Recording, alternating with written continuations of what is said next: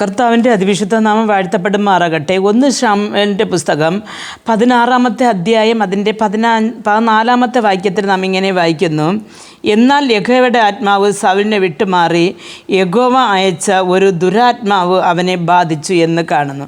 അപ്പോൾ ഇവിടെ ശൗലിന് ദൈവാത്മാവ് മാറിയിട്ട് യഹോവ അയച്ച ഒരു ദുരാത്മാവ് അവനെ ബാധിച്ചു എന്ന് കാണുന്നു. പ്രിയ ദൈവമക്കളെ, ശൗൽ രാജാവിനെ ഇസ്രായേൽ ജനങ്ങൾ രാജാവിനെ ചോദിക്കുകയും അങ്ങനെ കഴുതകൾ അന്വേഷിച്ചു പോയ ശൗലിനെ രാജാവാക്കുവാൻ ദൈവം ശമൂവേലിൻ്റെ അടുത്ത് അയച്ച് രാജാവായിട്ട് അഭിഷേകം ചെയ്ത് അങ്ങനെ ഇസ്രായേലിൻ്റെ മേൽ ദൈവമാണ് ശൗലിനെ രാജാവാക്കിയത്. അപ്പോൾ അതിൽ അവന് സന്തോഷമുണ്ടായിരുന്നു, ദൈവസന്നിധിയിലായിരുന്നു. പക്ഷേ കുറേ ദിവസം പോകെ അവൻ ദൈവസന്നിധിയെ വിട്ട് അവൻ മാറി അവൻ പാപം ചെയ്യാൻ തുടങ്ങി. തൻ്റെ ഭടന്മാർ പറയുന്നത് അല്ലെങ്കിൽ അടുത്ത മൂപ്പന്മാർ പറയുന്നത് എല്ലാം കേട്ട് അതേപോലെ രാജഭാരം തുടങ്ങി.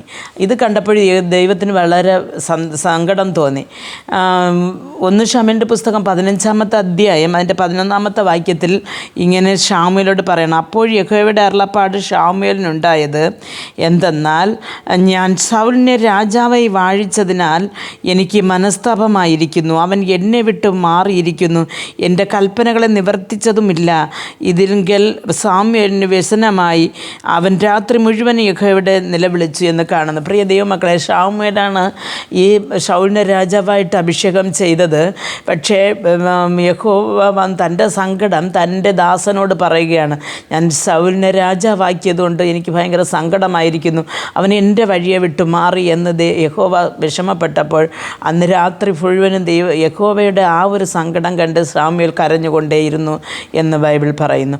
അത് കഴിഞ്ഞതിന് ശേഷം ശമൂവേൽ സൗലിനെ കാണുവാൻ വന്ന് തൻ്റെ കുറ്റങ്ങളെ എടുത്തു പറഞ്ഞപ്പോൾ അവൻ പറയുകയാണ്, 15-ാമത്തെ അധ്യായം അതിൻ്റെ 26-ാമത്തെ വാക്യത്തിൽ: ശമൂവേൽ സൗലിനോട്, ഞാൻ പോരുകയില്ല, നീ യഹോവയുടെ വചനത്തെ തള്ളിക്കളഞ്ഞതുകൊണ്ട് യഹോവ നിന്നെയും ഇസ്രായേലിലെ രാജസ്ഥാനത്തിൽ നിന്ന് തള്ളിക്കളഞ്ഞിരിക്കുന്നു എന്ന് പറഞ്ഞു. അപ്പോൾ അങ്ങനെ രാജസ്ഥാനത്തിൽ നിന്ന് ദുരാത്മാവ് വരികയും രാജസ്ഥാനത്തിൽ നിന്ന് തള്ളിക്കളയുകയും ചെയ്യപ്പെട്ടു ഈ സൗൽ.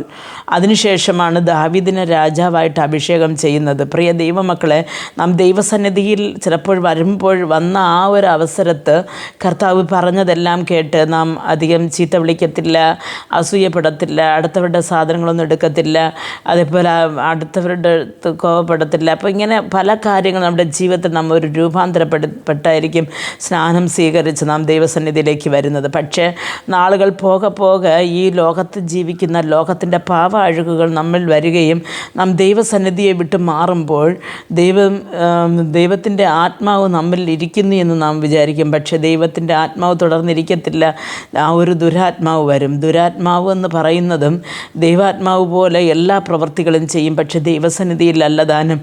അതുകൊണ്ട് പ്രിയ ദൈവമക്കളെ, നാം നമ്മുടെ ജീവിതം ഏറ്റവും വിശുദ്ധിയോടും നീതിയോടും നിർമ്മലതയോടും കാത്തു സൂക്ഷിക്കേണ്ടത് നമ്മുടെ കടമയാണ്. കാരണം എന്തെന്ന് പറഞ്ഞാൽ, കർത്താവിൻ്റെ വരവ് ശീഘ്രം നടക്കും. ആ വരവിങ്കൽ നാം കൈവിടപ്പെടാതെ ഈ ശൗൽ രാജസ്ഥാനത്തിലും തള്ളപ്പെട്ടതുപോലെ ആ ഒരു സ്വർഗരാജ്യം നമുക്ക് കിട്ടാതെ ആ സ്വർഗരാജ്യത്തിന് തള്ളപ്പെടുന്ന ആ ഒരു സ്ഥാനത്തിന് നാം എത്തിപ്പെടാതെ കർത്താവിൻ്റെ വചനത്തിൽ വിശ്വസിക്കുകയും നിലനിന്ന് ജീവിപ്പാനും ദൈവം നമുക്ക് ഓരോരുത്തർക്കും കൃപ നൽകട്ടെ. പ്രാർത്ഥിക്കാം.